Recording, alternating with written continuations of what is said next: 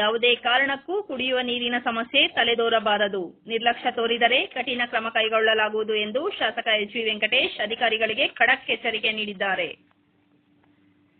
ಸೋಮವಾರ ಪಟ್ಟಣ ತಾಲೂಕು ಪಂಚಾಯಿತಿ ಸಭಾಂಗಣದಲ್ಲಿ ನಡೆದ 3ನೇ ತ್ರೈಮಾಸಿಕ ತಾಲೂಕು ಮಟ್ಟದ ಪ್ರಗತಿ ಪರಿಶೀಲನಾ ಸಭೆಯಲ್ಲಿ ಅಧ್ಯಕ್ಷತೆ ವಹಿಸಿ ಮಾತನಾಡಿದ ಅವರು ಪಿಡಿಒಗಳಿಗೆ ಖಡಕ್ ಸೂಚನೆ ನೀಡಿದರು. ಪ್ರತಿದಿನ ಬೆಳಗ್ಗೆ 7 ಗಂಟೆಗೆ ನಿಮ್ಮ ವ್ಯಾಪ್ತಿಯ ಗ್ರಾಮಗಳಿಗೆ ತೆರಳಿ ಕುಡಿಯುವ ನೀರಿನ ಪರಿಸ್ಥಿತಿಯನ್ನು ಪರಿಶೀಲಿಸಬೇಕು. ಸಮಸ್ಯೆ ಕಂಡು ಬಂದಲ್ಲಿ ತಕ್ಷಣ ಪರಿಹಾರ ಕೈಗೊಳ್ಳಬೇಕು. ನಿರ್ಲಕ್ಷ್ಯ ತೋರಿದ ಪಿಡಿಒಗಳು ಪಟ್ಟಣದಲ್ಲಿ ಕಂಡುಬಂದರೆ ನೋಟಿಸ್ ಜಾರಿ ಮಾಡಿ ಕ್ರಮ ಕೈಗೊಳ್ಳಲಾಗುವುದು ಎಂದು ಎಚ್ಚರಿಸಿದರು. ಸರ್ಕಾರಿ ಹಾಗೂ ಖಾಸಗಿ ಸೋಲಾರ್ ಸಿಎಸ್ಆರ್ ನಿಧಿಯನ್ನು ಯಾವುದೇ ಕಾರಣಕ್ಕೂ ಬೇರೆ ತಾಲೂಕು ಅಥವಾ ಜಿಲ್ಲೆಗೆ ವರ್ಗಾಯಿಸಬಾರದು. ಈ ಹಣವನ್ನು ತಾಲೂಕಿನ ಸಮಗ್ರ ಅಭಿವೃದ್ಧಿಗೆ ಬಳಸಬೇಕು ಎಂದು ಶಾಸಕರು ಸೂಚಿಸಿದರು. ಕೆಎಸ್ಪಿಡಿಎಸ್ಎಲ್ ಇಂಜಿನಿಯರ್ ಮಹೇಶ್ ಅವರಿಗೆ ತಮ್ಮ ಗಮನಕ್ಕೆ ತರದೆ ಯಾವುದೇ ಹುದ್ದೆಗಳನ್ನು ಭರ್ತಿ ಮಾಡಬಾರದು ಎಂದು ತಾಕೀತು ಮಾಡಿದರು. ನಿಯಮ ಉಲ್ಲಂಘನೆ ಮಾಡಿದರೆ ವರ್ಗಾವಣೆ ಕ್ರಮ ಕೈಗೊಳ್ಳುವುದಾಗಿ ಹೇಳಿದರು.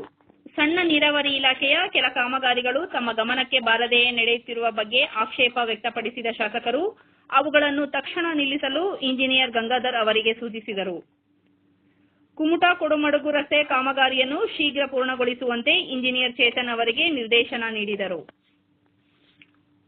ಎತ್ತಿನಹೊಳೆ ಪೈಪ್ಲೈನ್ ಕಾಮಗಾರಿ ಪ್ರಗತಿ ಕುರಿತು ಎಇಇ ಮುರಳಿ ಅವರಿಂದ ಮಾಹಿತಿ ಪಡೆದ ಶಾಸಕರು ತುಂಗಭದ್ರಾ ಕುಡಿಯುವ ನೀರಿನ ಯೋಜನೆ ಕುರಿತು ಇಂಜಿನಿಯರ್ ಬಸವಲಿಂಗಪ್ಪ ಅವರೊಂದಿಗೆ ಚರ್ಚಿಸಿದರು.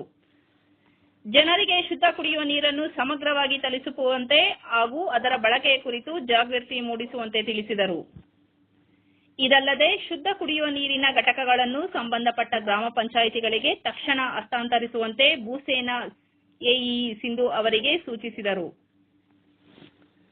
ಸಭೆಯಲ್ಲಿ ಕೃಷಿ, ತೋಟಗಾರಿಕೆ, ಬೆಸ್ಕಾಂ, ಶಿಕ್ಷಣ, ಆರೋಗ್ಯ, ಭೂಸೇನಾ ಇಲಾಖೆ, ನಿರ್ಮಿತಿ ಕೇಂದ್ರ, ಆಹಾರ ಇಲಾಖೆ, ಅರಣ್ಯ, ಅಕ್ಷರ ದಾಸೋಹ, ಡಿಸಿಎಂ, ಪಶುಸಂಗೋಪನೆ, ಸಮಾಜ ಕಲ್ಯಾಣ, ಅಬಕಾರಿ, ರೇಷ್ಮೆ, ಎಎಸ್ಟಿ ಇಲಾಖೆ, ಸಿಡಿಪಿಒ, ಕಾರ್ಮಿಕ, ಪುರಸಭೆ, ಎಪಿಎಂಸಿ, ಕೆಎಸ್ಆರ್ಟಿಸಿ, ಅಲ್ಪಸಂಖ್ಯಾತರ ಕಲ್ಯಾಣ, ಭದ್ರಾ ಮೇಲ್ಕಂಡ, ಎತ್ತಿನಹೊಳೆ, ಅಂಬೇಡ್ಕರ್ ಅಭಿವೃದ್ಧಿ ನಿಗಮ, ಎನ್ಆರ್ಎಲ್ಎಂ ಸೇರಿದಂತೆ ವಿವಿಧ ಇಲಾಖೆಗಳ ಪ್ರಗತಿ ಪರಿಶೀಲನೆ ನಡೆಸಲಾಯಿತು.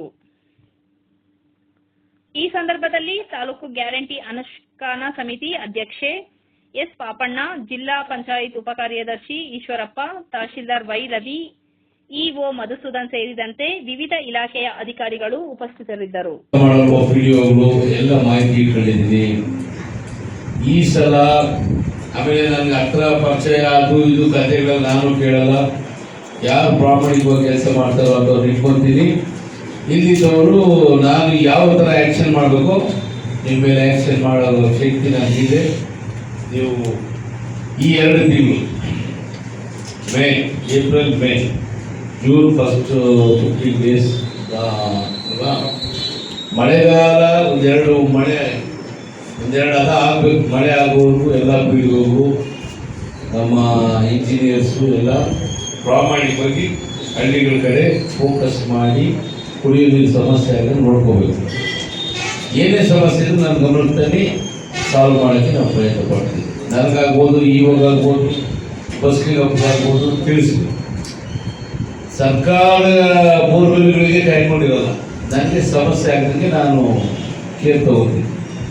ನೀವು ಪಂಚಾಯತಿಗೆ ಇಟ್ಕೊಂಡಲ್ಲೇ ಇರಬೇಕು. ನಾನು ಯಾವ ಪಂಚಾಯತಿಗೆ ನಾಳೆ ನಾಡ್ತಿದ್ದ ಬರ್ತೀನೋ ಅಲ್ಲಿ ಫಸ್ಟ್ ವಿಡಿಯೋನೇ ಕೇಳೋದು. ಅಲ್ಲಿಲ್ಲ ಅಂದರೆ ಅದರ ಕತೆ ಬೇರೆ ಮಾಡ್ತೀನಿ. ತಾವೆಲ್ಲ ಓಡ್ಬೋದು.